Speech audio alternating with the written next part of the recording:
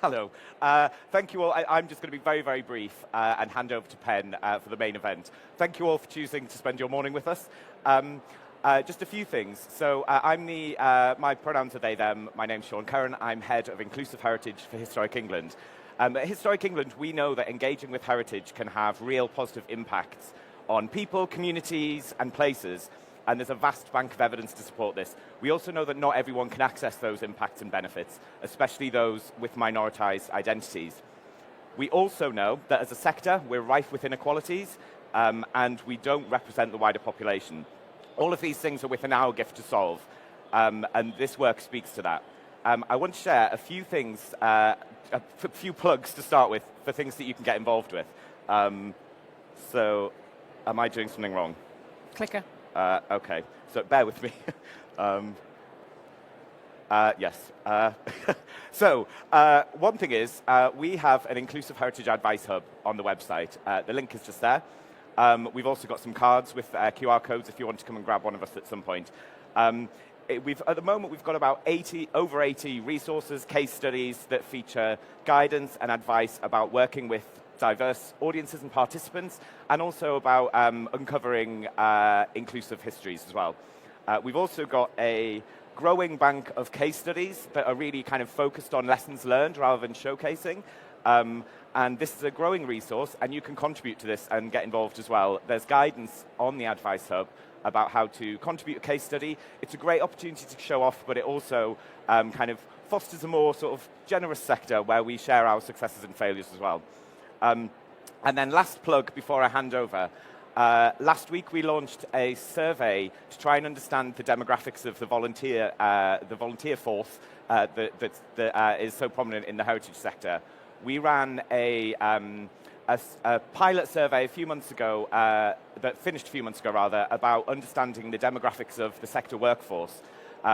Didn't reveal anything too surprising. I think we all know what the demographics are, but without robust data, you can't make robust action. So we really want to understand what the demographic makeup of our volunteer force is across the sector. So please, if you do any volunteering in heritage, fill it in. But more importantly, please share this with any volunteer managers or people who work with volunteers that you know in the sector, and ask them to encourage their volunteers to fill this in. So that's everything from me, I think. That's all my plugging. So I'm going to hand over to Penn, who is expertly leading this really, really important piece of work. And thank you again for coming. But over to Penn now. Thank you. Thank you.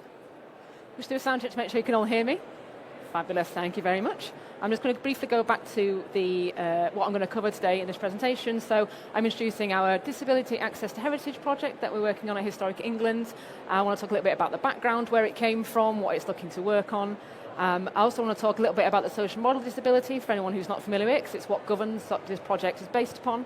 Talk a little bit about how we build in consultation and disabled voice into the project as well, so it's not just me as the project lead speaking on it. And also want to talk about the initial research findings. So the report that is launched today, there'll be a QR code link to that report later in the project. Some of those initial findings from that report, and then from that, what our aspirations are going forward for the project to build on those findings, what we can achieve. As Sean said, it's in our power to achieve something to affect change, so what are we going to do to work on that? So first of all, a little bit of background to the project. And before I sort of go into more depth of detail, I want to show you what we use as a definition of disability in this project. It's, as you see, it's very broad, it's wide-ranging. We wanted to make sure that as many people were included in that umbrella term, even if they don't identify with the term disabled themselves, and make sure that we're working with what we know are really underserved, underrepresented audiences, workforces, volunteers within the sector of heritage. So this definition is in all the presentations and publications about this, so it's in the report that we've published today. It's also in the theory of change model that governs this project as well. It's comprehensive and it covers a really broad range of lived experiences, so we make sure we include as many people as possible in this work. And this project is governed by what might be a familiar principle to some of you, the nothing about us without us. So it's disabled-led and it's consulted throughout at all stages with different groups of disabled people and neurodivergent people and people under this umbrella term, so that at all times it's based on their lived experiences, what they need and what they want in the sector, rather than what we want to do top-down at Historic England. And I want to talk a little bit about the sort of strategic context and why Historic England is really well placed to do this. And firstly, it aligns directly with one of our elements of our corporate plan, which is called inclusive opportunities. So we're really fortunate in our team that our work is governed by this element of our strategic plan, so we can really embed a lot of our work and get a lot of stuff done by saying, this is something that we have to do as an organisation because it's at the core remit of what we are. So I really find that very useful because it means that I can lean on that to get a lot of work done. And it's basically part of our core tenets that we want to make heritage more inclusive and accessible to as wide range of people as possible. We know the great benefits of working in, visiting, being a volunteer in heritage, so therefore it means that we have a responsibility to make sure as many people can access those benefits as possible. Secondly, Historic England's one of a group of different organisations across heritage that come together to do the Heritage Sector Resilience Plan, basically making sure that there is a future for heritage, that it's sustainable in terms of organisations, but also in terms of access, in terms of preserving heritage, and in terms of anyone who wants to engage with it in any way. And to make sure it's basically fit to face the challenges of both now and the future, a big element of that resilience plan is making sure that we are an inclusive sector. And they've got a lot of key targets around volunteering, around workforces, upskilling, that make us a more resilient sector. And a big part of that, and this is their wording, is making the benefits of working with and bringing disabled people in more obvious to organisations, almost selling it to them. I'm not keen on those terms, but if it works in terms of business plans, if it works in terms of strategy, I'll lean into it and I'll work with it. And then thirdly, we are a public body at Historic England, so we have a higher level of responsibility under the Equality Act to take proactive action to make sure that we're levelling the playing field. We're removing barriers, we're stopping differences between different people with different types of lived experience or different identities. We want to eliminate that discrimination that is endemic in several areas of the heritage sector. So as a public body, we've actually got the responsibility to do that, and this project is embodying that responsibility. So, as a bit more background to the project, how are disabled people currently represented in the sector? Well, there is an evidence gap. We do know anecdotally, a lot of us, that there is a gap. They really know that there are a lot of barriers, there are a lot of underrepresentation, but there's an evidence gap to show that. So, when we do have evidence, it's often not well defined enough to give us the full picture. Sometimes if they're asking about demographics, people don't ask even about disability in the workplace, so we don't have the numbers there. So for the few reports that we do have, there's one in particular I've referred to, which is the 2024 Arts, Culture and Heritage, Audiences and Workforce, a Creative PEC State of the Nations report, very long title, from the Creative Industries Policy and Evidence Centre, and they wanted to map participation in heritage. And for all the categories that they said came under that heritage engagement, there's much less engagement among disabled people, particularly when noticeable about visiting historic places, historic towns, parks and gardens, and any sort of buildings that are open to the public. And then within that survey, 40% of people with disabilities stated that they never engaged in any of those activities at all because of the barriers in place. And that's opposed to about 28% of non-disabled people. So a big gap already there. And it's also worth noting in the same survey actually treated museum visits as a separate category, and there was also a gap there. So 35% of non-disabled people visited those, and about only 20% of disabled people engaged with that. So across the different parts of museum and heritage, there's that gap in access. When it comes to employment figures, specifically in the sector, that's also challenging. So as my colleague Sean said, we did work on a pilot last year of employment across the heritage workforce to sort of get some demographics at. Again, that was just a pilot, but we did actually find there was quite a high representation of disability, but what was missing from that is how many of those people have shared that with their line manager or their organisation? Who's getting accommodations? Who is staying to get higher roles? What we did see was that there was a huge differential in permanent full-time contracts for disabled persons versus non-disabled people. So there's clearly a gap in being able to access career progression and sustainable career places. Overall, employment figures in the UK, we already know that there is a huge disability gap in terms of who is working age and actually has a job and who doesn't. Unfortunately, when that same Policy and Evidence Centre report that I had said did do some research into it, but they only classified heritage as curators, librarians and archivists. So that's obviously quite limited in terms of who the heritage sector really is, so we haven't got a really good picture. But even from those sectors, they pulled out that around 15% of those identified as disabled, but we know that the figure is at least 25% probably in the UK working age population. And that 15% figure isn't reflected in the workplace reports of organisations that we know are reporting on that data. So, for example, the National Trust's Inclusion Diversity Report for 2023 includes statistics on their staff diversity, and that recorded about 3.8% of their staff identified as disabled. In the 2020 Profile in the Profession, which is for archaeologists, sort of like state of the nation for them, that said that 11%, but only 30% of those shared that diagnosis or shared their disability with their employer. So not the confidence to be able to be open about it with their employers. ICONS, the Institute for Conservation's most recent membership survey recognised that 10% of those identified, but additional questions identified that they were often the lower paid, they were early careers roles, not progressing up into the higher areas of the sector. And for volunteering, the data stats are even worse. So the much missed What Works Centre for Wellbeing did a fantastic report about it, and they said that it was one of the main evidence gaps in the sector was about disability and volunteering. There's just not good data and evidence out there, which is another reason we're doing the volunteers survey this year, so we could try and get a better picture of who's represented, in what kind of roles, in what kind of sector, the heritage sector they're working and volunteering in, so we can understand what barriers there are and where they are clustered around the sector. So based on that, knowing that we've got an evidence gap and what evidence we do shows there are barriers in place, stopping people enjoying, experiencing, volunteering and working in heritage, this is the aim of the project. We want to establish what those barriers are by doing research, lots of different types of research methods. In that stereotype, so we want to look at careers and jobs, we want to look at volunteering, and we want to look at participation, so that's where that's visiting, taking part in project work, or being involved in like grant-giving projects around heritage. For those three areas, we want to look at them, identify the barriers, and then use that information to develop strategy to work both at Historic England, but also in partnership across the sector to affect real change, and to make sure that the key theory of change outcomes are better opportunities across all of those three areas. So we want to see measurable change in the next 5 to 10 years working on those. And the objectives that sort of build up behind that to sort of like reach that aim, well, the first of all is to engage with disabled people. We want their voices as part of the project, and that's what the research has been that I'll speak about later in this, just so we can get a real picture. What's happening, what's not happening, what would be ideal to happen, what historically has happened that's made people leave the sector, for example. So getting a really good data and evidence set that we can then use as advocacy to leverage funding, to leverage support and actions. We also want to, as well as individuals, engage with organisations that are disabled-led or that advocate for and work specifically with all kinds of different disabilities, so that their voices are also built into the project, and we're building from the ground up rather than from the top down.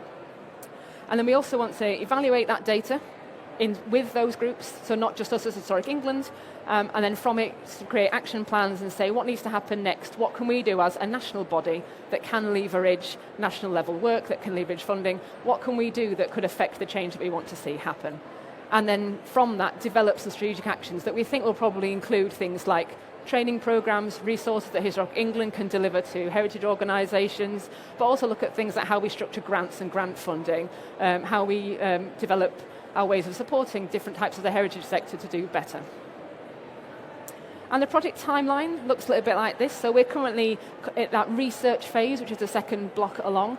So it was developed and sort of designed over the course of last summer. And then we've been doing research, which I'll talk about the report, and also our separate roundtables and discussions as well coming up, just so we can get a really good baseline of what's out there, what's not out there, what do we need to do.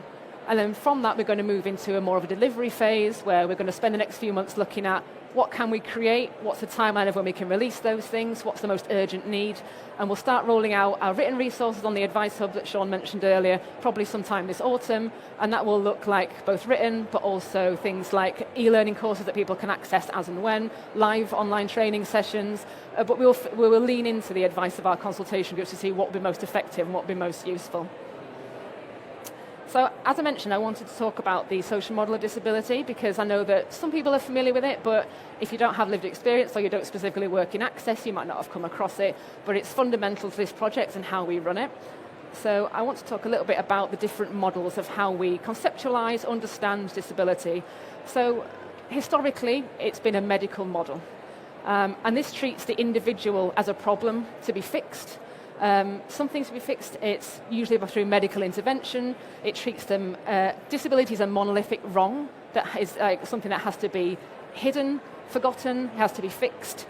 Treatments and solutions often involve segregation, and it doesn't value each individual and their individual life experience. So thinking in terms of this medical model can often be really harmful for individuals because it introduces very poor mental well-being because it pits their own body against them, it segregates them from society. They're less likely to challenge discrimination because they feel like they are a problem. Whereas the social model, it flips that narrative. It says that people are disabled by society, its lack of accommodations, its lack of knowledge, its lack of resourcing, of making things accessible for everyone. The social model challenges society to change, not the disabled person themselves. Everything should be more accessible and inclusive. Disability is a normal human variation that's part of life and we should treat it as such. So disabled people are valued as individuals, indeed have their own culture. So we have an interpreter here at BSL, so deaf culture is a huge element. There are a lot of people, because if they do not know someone or involved in it, they might not realise that it has its own art forms, its own poetry, its own language and movement styles. And it's recognising part of that is part of the social model of disability. So there's three main types of barriers that the social model recognises that are in everyday life. One is attitudinal. That's when people can't see past a diagnosis or a disability. They lack understanding and knowledge, so which leads to discrimination, often even outright harassment and bullying. There's environmental barriers, so that's workplaces, public spaces, not just physical, but also in terms of sensory. This is a great example of quite a poor sensory environment with so much noise and busy things going on, large crowd numbers. But then there's also the institutional barriers, so policies, practices, ways of working that are sort of the way it's always been done and set in stone that are actually actively discriminating against and excluding disabled people. So recognising these three main types of barrier and working on the social model is fundamental to how we want to treat disability in this project and want the rest of the sector to understand and conceptualise about disability as well. So as I said, we wanted to build in consultation across the project. I didn't want this to be my project. I am a disabled person, but I can't speak for everybody. There are as many experiences of disability as there are disabled people, and I wanted that to be fundamental to the project as well. So there are several key stakeholders in the project that we want to work with.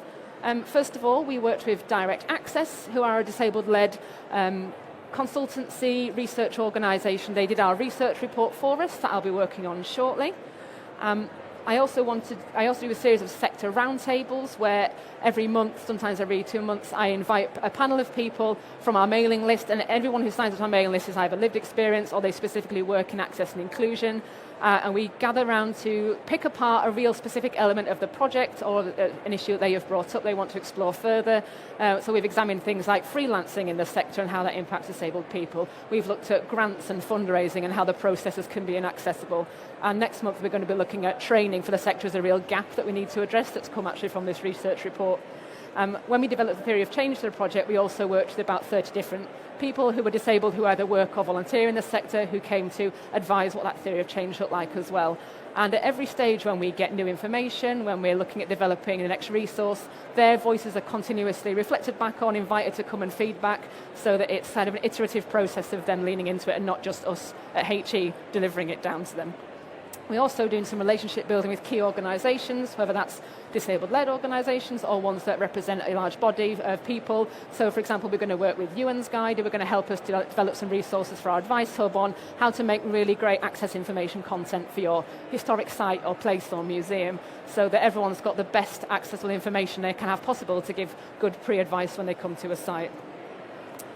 So a little bit more about those roundtables. As I say, we hold them, that's a kind of a group of critical friends who we reflect on. It's a very open, very calm environment. It's an hour-long online session where there's a code of conduct beforehand. People know they can be cameras off if they want to. There's different ways of responding to the questions and provocations. You can also respond afterwards if you want to do something anonymously or privately. And then the recordings and the notes are always shared on our Google Drive for the project. And anyone on the mailing list can then access that and reflect back on things or add comments to it. And it really helps us at Historic England to develop a nice depth of knowledge around these specific subjects that we can then feed into our strategy and our project design. And that is the QR code to join the mailing list if anyone fancies joining up. The next session is actually next Tuesday. Next Tuesday, it's 1 to 2 lunchtime, and that's about training. So if anyone does want to join that, feel free to sign up to the mailing list. I'll be sending the Teams link out next week. So a little bit about those initial research findings that I mentioned. we're currently in research plan of the project, and this report is actually published today, so you're the first people to see this report. That's the QR code to the web page where the report is on. There's a report in a nice plain format, so it's easy to read. There is also an easy read version of the report as well, which has got the highlights in it. So we consulted Direct Access, as I said, a specialist organisation, and we wanted them to do our research for us by really getting direct contact with people who were currently working in the sector, people who had left the sector, the heritage sector, moved on to either a different role or retired, and also people who were visiting heritage sites and their perspectives on what the particular barriers might be for them. So the first thing that I wanted to pull out from this is some of the demographics of the people that answered this survey, and along with the workforce survey last year and others that we've done, we are noticing quite a large gender imbalance in people that are responding. We do know there is a slight gender imbalance in disabled people in the UK, but not as pronounced as this. So we really need to come up with some strategies to get men in the sector more involved in our research work. So if anyone's got any top tips on that, I would absolutely love to hear them after the session. We also found a really low number of respondents responded to the question on ethnicity and race. All the questions were, there's always an option, prefer not to say. And quite a large proportion of people did not want to answer that. So there's a really interesting conversation about the intersectionality of race and disability that we need to lean into as well and explore why are people not comfortable answering that, what piece of work do we need to do that bridges that gap as well to make sure we're hitting all that bases. And then there was a nice blend of people who are full-time employees, people who are studying heritage, and people who are volunteers in heritage. So we know that their survey and their methods of reaching out to people hit a lot of different target audiences that we wanted to understand a little bit better. So next we wanted to understand why are disabled people leaving the sector? And we did get quite a large chunk. There's a noticeable difference between people who have left and people who are currently working. So of the people that left, 40% retired, but 40% moved sectors because heritage sectors wasn't accessible and inclusive for them, and 20% left because of health or disability reasons. So it is just the barriers were too unsurmountable for them to carry on working in the sector. And of those people that left the sector, a huge majority they'd had no training, very poor training levels, so that there was nothing in place in their workplaces or where they volunteered to support them. They hadn't used access to work at all in the vast majority of cases. Their line managers either weren't aware of it or weren't promoting it, or they'd been refused to use it. And there's also very, very few people were having accommodations in the workplace. There wasn't that workplace assessment taking place to mean that they could have their needs met. So people that left the sector were not benefiting from the very bare minimum that organisations could have done to help them stay in the sector. So that's something that I think as Historic England we can quite definitely remedy, and actions take place on raising awareness of what these very basic steps could be to improve inclusion in the sector. Training was an absolutely huge highlighted issue for people in the sector. There's a real lack of training given to employees, so there's a very low awareness or knowledge level, but also a low empathy level, so that when they do have disabled colleagues, they don't know how to speak to them, how to work with them, or they don't know how to help support them in the workplace. Work is therefore planned, managed and delivered without awareness of how it excludes or how it impacts disabled people who might otherwise be taking part. But all staff and volunteers should be provided with the opportunity to undertake inclusion, diversity and equality training. That will ensure that employees can fully contribute to creating that culture of inclusion in the workplace, as well as fair practices for all. Training should be provided on a regular basis in order to promote understanding of both the legal requirements and implement the right support for the disabled staff, volunteers and visitors. We found in the survey that often organisations put things in place for visitors, but I wasn't putting the same things in place for its own staff and volunteers. There's a real disconnect between understanding where their responsibilities lie. This was a quote from one of the participants of the survey that I found really interesting, that just highlights the fact that there's this complete lack of established process for what should happen. There's a lack of ethical conduct in terms of working with disabled people. A lack of awareness or interest, and it's that lack of interest that I find most hurtful possibly, because that's willful ignorance rather than just not being aware of what you need to do. It's deliberately not making yourself aware, and that's something that I think that we could lean into as a national body to strongly recommend that organisations tackle. When it came to visiting heritage sites, this was a really engaged audience that took part in these surveys and focus groups. They were already engaged with heritage, they were coming already to heritage sites, but even amongst this really engaged group, 41% of them still face barriers. That means they didn't go to historic sites, they didn't visit historic places. They still found a lot of barriers. And some of those specific reasons included most sites are inaccessible by car, and unless by car, and I'm unable to drive due to my poor vision. Accessibility, or rather the lack of it, there's such poor information I couldn't make a judgment. Wheelchair access is sometimes not appropriate. It can be very busy, so I can't get around. It's too busy for someone who's autistic, and I can't find on their information where the quiet areas are. So there's all different kinds of barriers and just not enough information about how to overcome them. They were also, people that took part asked to name specific places where they'd seen good practice, so those are included in the report where we're celebrating that good practice.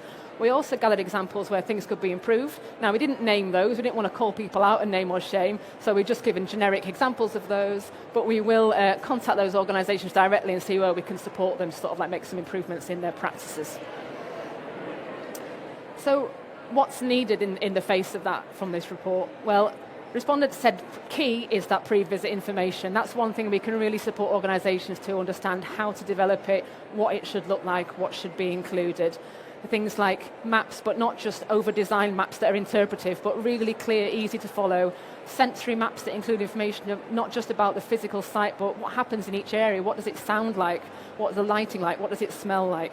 And if anyone wants to lean into how the current state, or rather of 2022, is of our access information, I really recommend reading this Vocalise report, which was done during lockdown. A load of volunteers looked at information on heritage sites and museums' websites to see what was currently there, and the state of that was quite disheartening. That is 2022, so some things might have improved, but it does give an example of what we're up against in terms of that knowledge gap that's happening.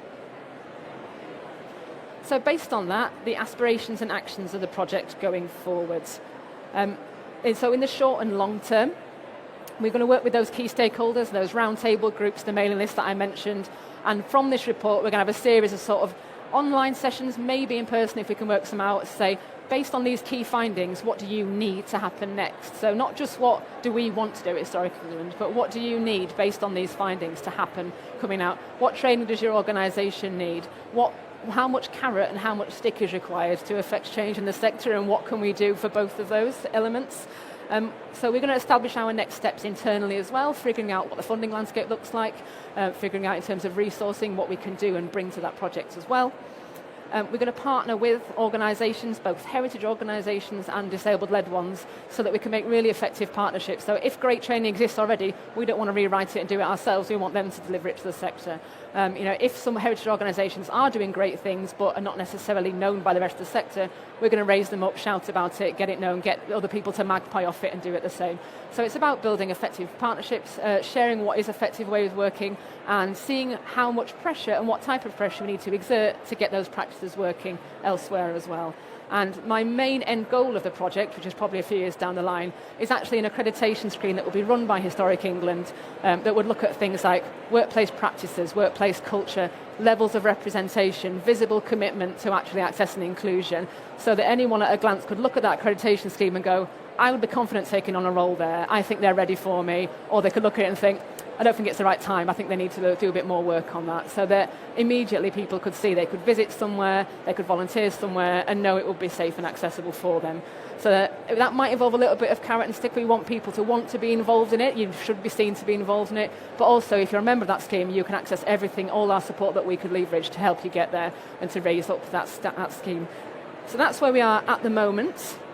How you can sort of help with this project is read this report and share it as widely as possible.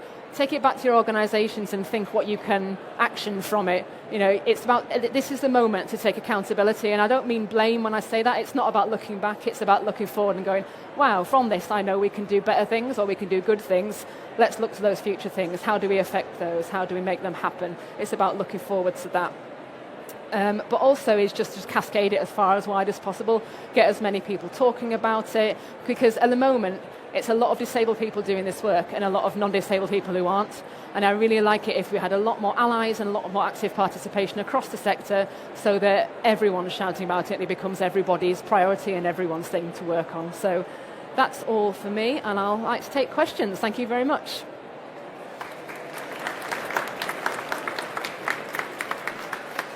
Okay, thank you very, very much to our speakers. We do have time for questions. Any from the floor, Put your hand up, please, and put the mic up close. Or any observations? Or anything you want to chat about? Yes, I'll come to you.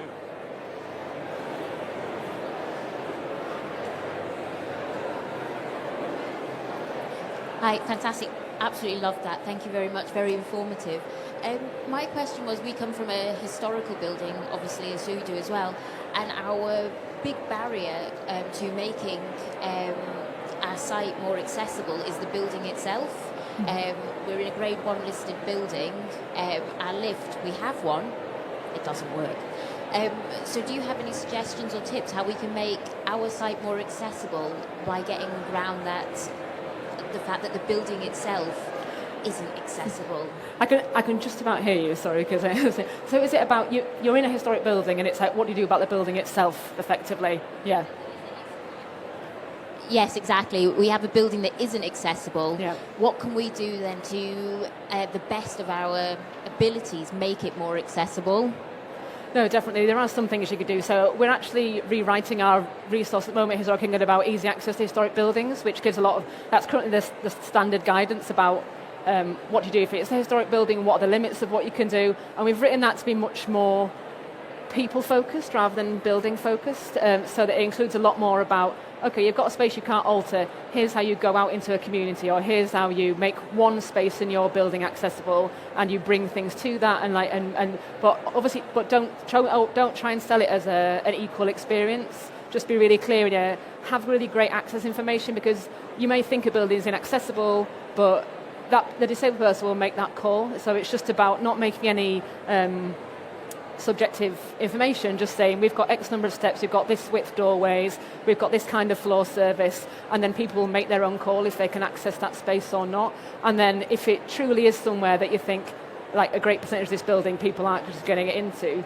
lean into the bits they can get into, or go out into a community itself, join up partnership with organisations that are like community run or community centres, and being like, we've got this fantastic historic location, we know that we can't welcome you into it, but we still want you to be involved in what we do. So just like taking the activities out into outreach and doing it that way, and just working with and inviting like a panel of people to come and work with you and sort of like see what those solutions might be from their perspective, because people will value that honesty and that reaching out more than they will value you like investing a lot of money into an access audit that would reveal, it's inaccessible. So I think it's more important just to speak to the people themselves and see what they would prioritise and see what they would suggest. I think is definitely the way forward. Any more questions? Yeah, one at the front and then one over there. Following up from your question, there is a company, Sesame Access, that I belong to. We can make Grade 1 listed buildings wheelchair accessible through the front door. Mm-hmm. So I'll have a chat with you. If anyone else is interested, have a chat with me.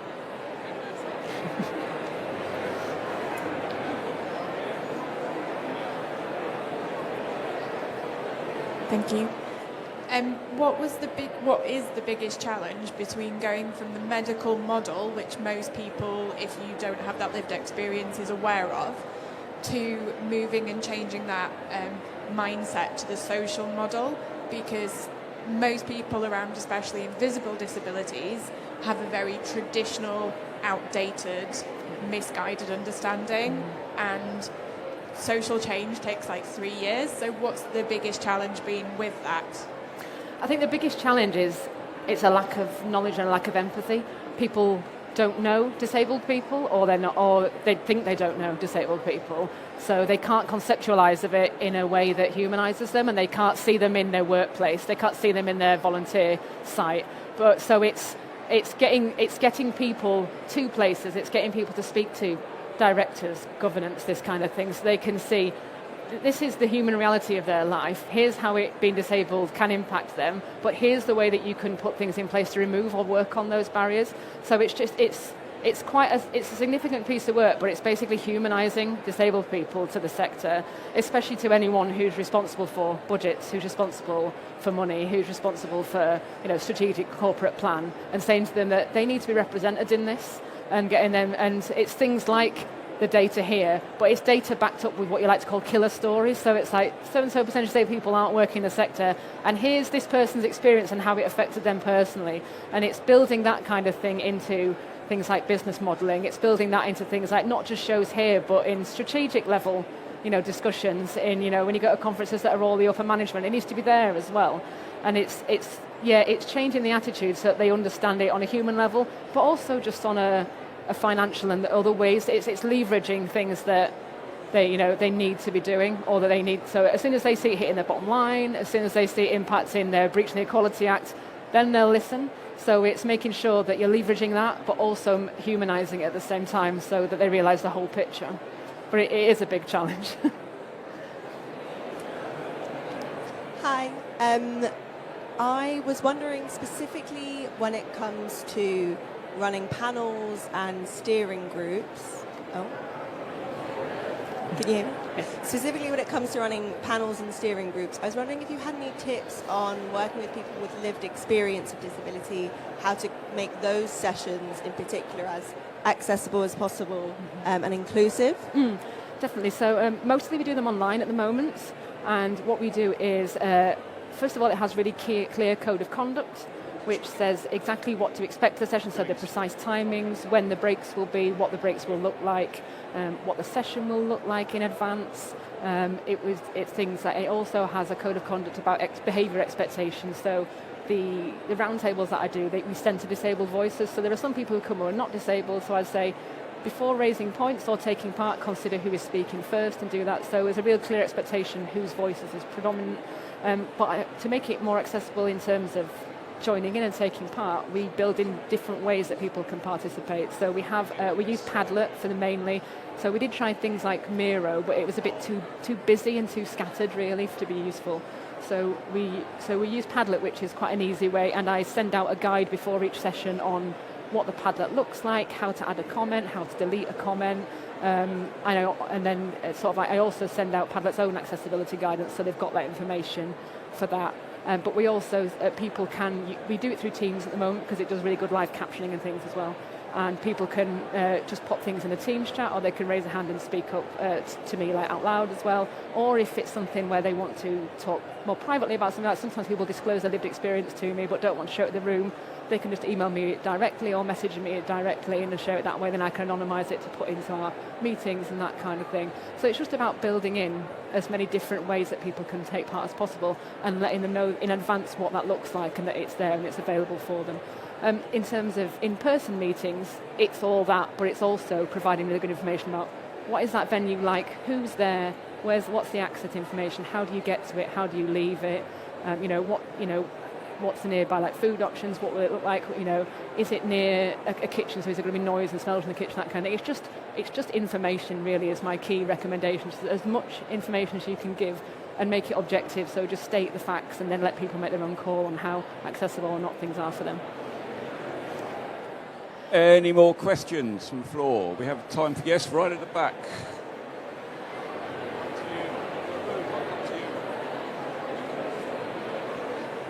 Hi, that was a super interesting talk and very on point with what I'm working on at the moment.